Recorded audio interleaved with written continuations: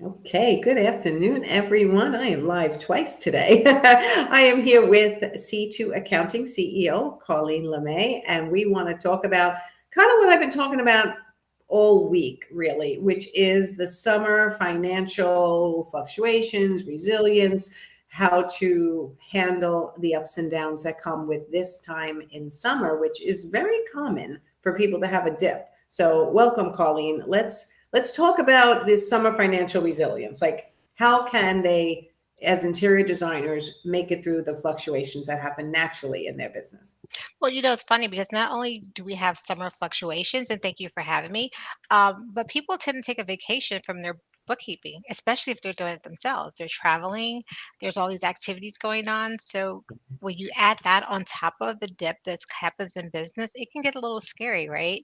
So some of the things that they want to take a look at is maybe shifting some priorities and taking some preventative steps in the good months, January through June, when things are good, and to kind of have a be prepared for the summer so that they go into the fall in a stronger position.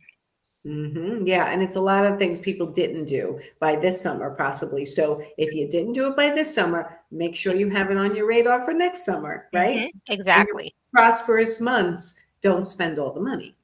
Well, that ties into profit first, which I know you talk about all the time, and I Yes, I talk do. about it to my clients as well. If you are putting away those percentages when the months are good, you're building cash so that you have it when it's going to be slow. It inevitably in every business there will be a downturn. Making sure you have cash because cash is king. When you're looking at your revenue numbers, understanding how much of that's going back out the door immediately to your cost of goods sold, your FF&E, so that you know that you're putting enough of a margin on your sales so that you have the cash needed to actually run the business and save for later. Yes. And how many months do you recommend people have? I always recommend at least three, if not six, is really the sweet spot. Yeah, definitely 3 to 6 is I would agree, would definitely be the sweet spot, and in that, it could maybe there are some expenses that are, optional, so maybe you Mhm, don't need the full amount if some of the things you can cancel or cut back on, but your mhm, essentials, like paying yourself, paying your mhm. team if necessary, keeping the lights on, paying the Yes. rent, insurance, those are things you wanna make sure that at least if nothing else, you're budgeting 3 to 6 months for those essentials expenses. Yes. Okay. All right. And what Yeah. else? So, consider taking on smaller projects maybe or consultations to supplement your income. I know we all have our dream clients, we all have the kind of dream projects we want to work on, but sometimes we may have to pivot just to keep the money flowing. And you never know, it may turn into something that the more than you even thought it would be. Yeah, I just had a like I have a business helpline, which is a walkie-talkie app for my Profit Insider clients. And one girl in my academy program, one of my groups, she messaged me today going, "Oh my God, I just did a designer for a day and I love it." And like something like that, and me teaching her how to do a designer for a day is, she said, I would do them every day, all day long. And it's not for everybody, but like having different service models that are maybe a lower cost, Hmm. faster delivery can supplement your income during the slower months. That service model might be more appealing to people, right? So you need to test Exactly. your market, and everybody can do that.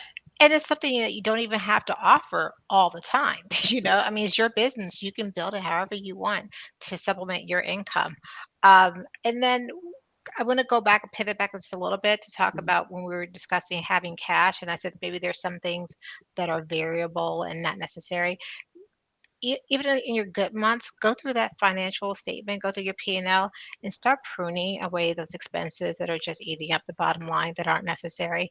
If it's not, moving the business forward, and if it's not making things easier for you, and it's not generating income, it may be an expense that you might can put away and Yeah. save it for a later time. Yeah, one of the things that happened to me naturally was my credit card I had a security alert on my credit card, so they Mhm. had this, it's an annoyance, but boy, did it help me clean out all this Recurring subscription programs subscriptions. that I didn't want anymore. And I'm like, you know what? I never got around to canceling that stuff. So sometimes people call and go, my card got canceled, right? And it helps them decide then what's Mhm. going to get the new card and what's not. Yeah, I'm guilty of saying I'm going to cancel something and then seeing it get charged again. And it's like, ah, and the ones that are the worst are those year-long subscriptions. Yeah, so definitely keep an eye. And if you know, with to that being said, maybe even putting something in place where you are tracking those expenses outside of just looking at your financial, where maybe you have it on your calendar so you know when those renewal dates are coming up, just as a reminder.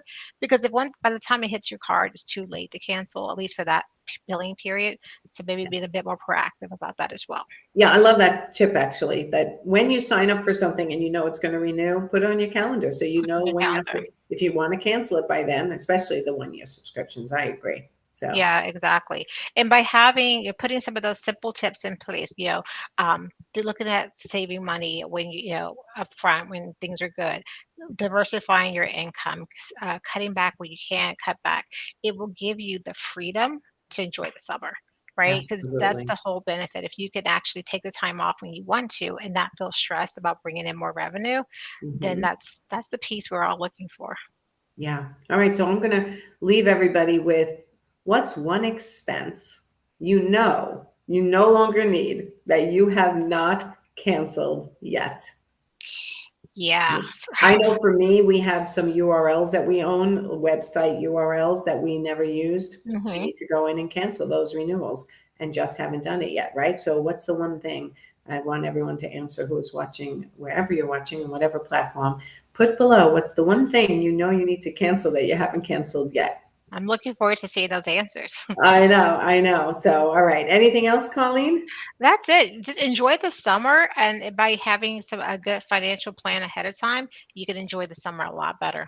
All right. And tell them where to find you if they need bookkeeping services because you are the best. Your So we are, team is the best. yes, we are C2 Accounting, and you can find us online at www.c2-accounting.com.